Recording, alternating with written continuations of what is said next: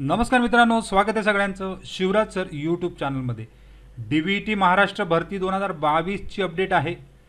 यामध्ये ITI instructor असतील किंवा अदर पोस्ट असतील 1457 पोस्ट होत्या एकूण आणि अधिक 772 म्हणजे ॲडव्हर्टाइज नंबर 1 आणि 2 याबाबत एक परिपत्रक आलेलं आहे। त्यामध्ये काय म्हटलेलं आहे आणि कोणाला या ठिकाणी पुढच्या ऑर्डर मिळणार आहेत। आतापर्यंत बऱ्यापैकी ऑर्डर या ठिकाणी 1457 असतील आणि 772 असतील याच्यापैकी दिलेले आहेत आणि उरलेल्या ऑर्डरसाठी या परिपत्रक म्हणजे उरलेले जे जॉईनिंग ऑर्डर्स आहेत त्याच्यासाठी हे परिपत्रक आहे। तर जाऊ डायरेक्ट डिटेल परिपत्रकाकडे। तोपर्यंत तुम्ही चॅनलवर नवीन असाल तर सबस्क्राईब करा, ऑल नोटिफिकेशनला क्लिक करा म्हणजे तुम्हाला सगळ्याच नोटिफिकेशन लगेच मिळत जातील। रोजच्या अपडेटसाठी तुम्ही टेलिग्राम आणि व्हॉट्सअप चॅनलला सुद्धा जॉईन करू शकता। सगळ्याच लिंक खाली डिस्क्रिप्शनमध्ये दिलेल्या असतात। तर मित्रांनो, परिपत्रकामध्ये काय म्हटलेलं आहे बघा। तर कालच परिपत्रक आलेलं आहे, 11 तारीखला अपलोड झालेलं आहे।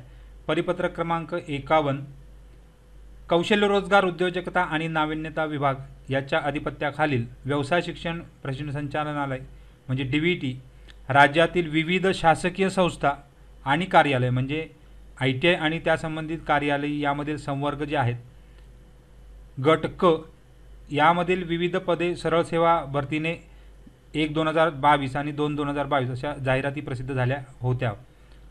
आता हे सगळ्यांना माहीतच आहे। सदर जाहिरातींच्या अनुषंगाने निदेशक पूर्व व्यावसायिक अभ्यासक्रम म्हणजे टेक्निकलचे जे विद्यार्थी टेक्निकलचे जे इन्स्ट्रक्टर्स आहेत या पदाचा आक्षेप हाताळणी निकाल घोषित करणे म्हणजे CBT 2 झालेली होती त्याच्याबद्दल आहे। तर CBT 2 बद्दल काही आक्षेप होते, त्याची गुणवत्ता यादी घोषित करणे ही सुद्धा बाकी आहे।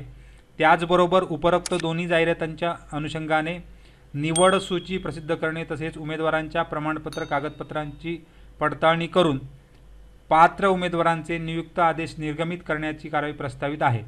तर हे सगळं म्हणजे निदेशक जे टेक्निकल निदेशक आहेत त्यासंबंधी म्हणजे 772 मधील भरतीबाबत आहे। तथापि लोकसभा निवडणूक 2024च्या अनुषंगाने राज्यात दिनांक 16 पासून आचारसंहिता लागू झालेली होती, त्यानंतर सदर कार्यवाही करणं शक्य झालेलं नाही असं म्हटलेलं आहे। लोकसभा निवडणूक 2024 बाबतचा निकाल 4/6 ला लागलेला आहे आणि आचारसंहिता साधारण 6 तारीखला संपुष्टात आलेली आहे। त्यामुळे ज्या उमेदवारांच्या प्रमाणपत्र आणि कागदपत्रांची संबंधित प्राधिकाऱ्यांकडून प्रत्यक्ष पडताळणी झालेली नाही त्यापैकी प्रत्यक्ष पडताळणीअंती पात्र उमेदवारांचे नियुक्ती आदेश निर्गमित करण्याची कार्यवाही मुंबई व नाशिक वगळता।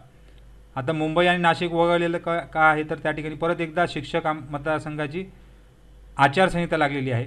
तर ते विभाग वगळून इतर विभागाची त्या ठिकाणी सुरू करण्यात आलेली आहे म्हणजे 1457 बाबत जी पुढची कारवाई ती सुरू झालेली आहे आणि 772 मधील निदेशक जे इन्स्ट्रक्टर आहे त्याची या ठिकाणी निकाल घोषित करणे म्हणजे CBT 2 आणि गुणवत्ता यादी घोषित करणे हे सध्या पुढे प्रस्तावित आहे।